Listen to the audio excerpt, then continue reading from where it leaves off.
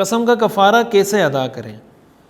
قسم کا کفارہ ادا کرنے کا طریقہ تو قرآن کریم میں مذکور ہے کہ لا یؤاخذکم اللہ باللغو فی ایمانکم ولکن یؤاخذکم بما عقدتم الایمان، اور آگے اللہ تعالیٰ فرماتے ہیں فکفارتہ اطعام 10 مساکین من اوسط ما تطعمون اہلیکم او کسوتہم او تحریر رقبہ۔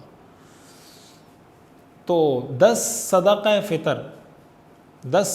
فطر قسم کا کفارہ ہے، اور یہ اس قسم کا کفارہ ہے جس قسم جو مستقبل کے بارے میں کھائی گئی ہو۔ یعنی کسی نے کہا ہو مثال کے طور پر اللہ کی قسم میں یہ موبائل نہیں خریدوں گا، اب وہ خرید لیتا ہے ان فیوچر، تب اس کو یہ کفارہ دینا پڑے گا، اور پہلے قسم توڑے گا اس کے بعد کفارہ ادا کرے گا۔ ایک قسم وہ ہوتی ہے جو اس نے جھوٹی قسم کھائی لیکن ماضی کے کسی کام پر، مثال کے طور پر ماضی میں اس نے موبائل خریدا تھا لیکن وہ کہتا ہے اللہ کی قسم میں نے موبائل نہیں خریدا، تو یہ بھی جھوٹی قسم ہے لیکن یہ ماضی کے کسی کام پر ہے۔ ایسی قسم یہ کبیرہ گناہ ہے لیکن اس کا کفارہ نہیں ہے، اس کا کفارہ توبہ ہے، استغفار ہے۔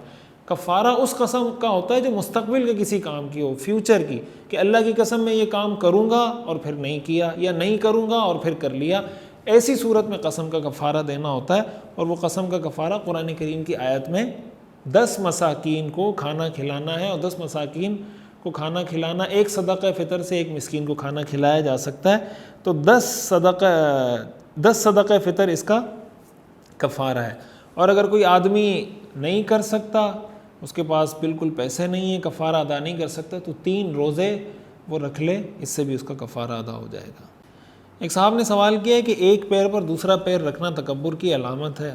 نہیں ہے، تکبر کی علامت نہیں ہے، رکھ سکتے ہیں۔ کوئی آدمی اگر اس طرح ریلیکس بیٹھنا چاہے تو بالکل بیٹھ سکتا ہے۔ حدیث میں ایک حدیث ہے جس سے یہ پتہ چلتا ہے کہ اس کی ممانعت کی گئی ہے، لیکن اس حدیث کا مطلب یہ ہے کہ ایک ٹانگ پر ٹانگ رکھ کر اس طرح آدمی بیٹھے کہ اس کا سطر کھلنے کا خطرہ ہو، یعنی ٹانگ پہ ٹانگ رکھ کے وہ بیٹھا ہوا ہے اور اس نے کوئی جیسے لنگی پہنی ہوئی ہے، کوئی ایسے کپڑے سے اپنے آپ کو ڈھکا ہوا ہے کہ اس طرح ٹانگ پہ ٹانگ رکھ کے بیٹھے گا تو ہو سکتا ہے سامنے والے آدمی کو اس کا سطر نظر آئے، تب تو وہ منع ہے۔ لیکن اگر ویسے کوئی ٹانگ پہ ٹانگ رکھ کے بیٹھتا ہے، اس میں کوئی تکبر کی بات نہیں۔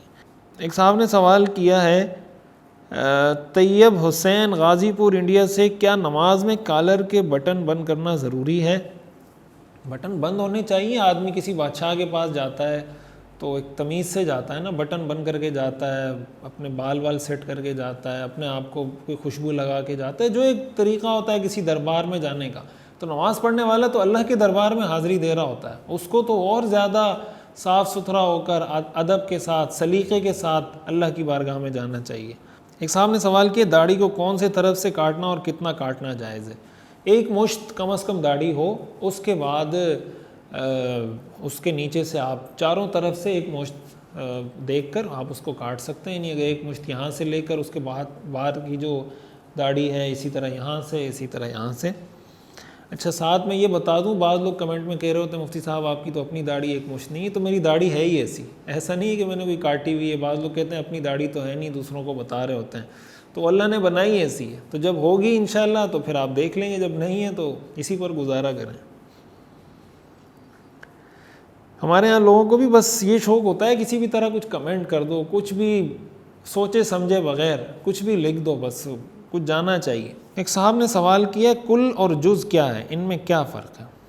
کل کا مطلب ہوتا ہے مکمل، جز کا مطلب ہوتا ہے اس کا ایک حصہ۔ جیسے مثال کے طور پر یہ موبائل ہے، اب یہ پورا موبائل ہے، اس کے اندر آپ کو کیمرہ بھی ملے گا، کیمرہ اس کا ایک جز ہے، کیمرہ اس کا ایک پارٹ ہے، جز پارٹ کو کہتے ہیں۔ تو کیمرہ اس کا ایک پارٹ ہے، اس میں مائک لگا ہوا ہے، مائک اس کا ایک پارٹ ہے، اس میں جناب ٹارچ کے لیے ایک جگہ دی ہوئی ہے، وہ اس کا ایک پارٹ ہے۔ تو جز پارٹ کو کہتے ہیں، اور کل اس پورا جو ایک مجموعہ ہوتا ہے اس کو کل کہتے ہیں۔ قضا نماز باجماعت نماز سے پہلے پڑھی جا سکتی ہے یا بعد میں پڑھنا ضروری ہے؟ اگر پہلے کی قضا نمازیں تو آپ باجماعت نماز سے پہلے بھی پڑھ سکتے ہیں، البتہ فجر کی اذان ہو جانے کے بعد صرف فجر کی سنتیں پڑھی جا سکتی ہیں، فجر کی اذان ہو جانے کے بعد کوئی قضا نماز نہیں پڑھی جا سکتی، باقی کسی بھی نماز سے پہلے آپ قضا نماز پڑھ سکتے ہیں۔ ایک صاحب نے سوال کیا ہیلو کہنا کیسا ہے؟ دیکھیں ہیلو اسلام نے جو ہمیں گریٹنگ کا، آداب کا جو کے جو الفاظ سکھائے ہیں وہ السلام علیکم ورحمۃ اللہ وبرکاتہ، اور اس کا جواب ہے وعلیکم السلام ورحمۃ اللہ وبرکاتہ۔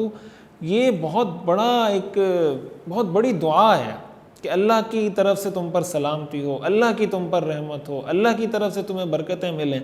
تو اگر ایک دفعہ بھی کسی کے حق میں یہ دعا قبول ہو گئی، اس کی تو دنیا اور آخرت سنور جائے گی۔ تو ہیلو کہنا یہ ایک فضول سی حرکت ہے، مطلب آپ کے پاس جب اس سے بہتر، جس پہ آپ کو ثواب بھی مل رہا ہے، جس کے کلمات بھی اچھے ہیں، جس سے سامنے والا زیادہ خوش بھی ہوگا، وہ کلمات کہنے چاہیے اور اسی کو رواج دینا چاہیے۔ باقی بعض لوگ یہ کہہ رہے ہوتے ہیں کہ ہیلو اصل میں ہیل سے نکلا ہے اور ہیل جہنم کو کہتے ہیں، اور یہ اصل میں انگریزوں کی سازش ہے، اور یہ ہیلو کا مطلب ہوتا ہے جہنمی۔ تو یہ بات بالکل بے اصل ہے، وہ ظاہر ہے ایک دوسرے کو بھی ہیلو کہہ رہے ہوتے ہیں۔ تو ہیل الگ چیز ہے، ہیلو الگ چیز ہے، ہیلو کا ہیل کے ساتھ کوئی تعلق نہیں ہے۔ تو ایسا کوئی کنیکشن سازش والا نہیں ہے، لیکن شرعی نقطہ نظر سے یہ کوئی جب آپ کے پاس موجود ہے طریقہ کار، تو مسلمان اپنے اسلامی طریقوں کو اختیار کرے گا یا انگریزوں کے طریقے کو اختیار کرے گا؟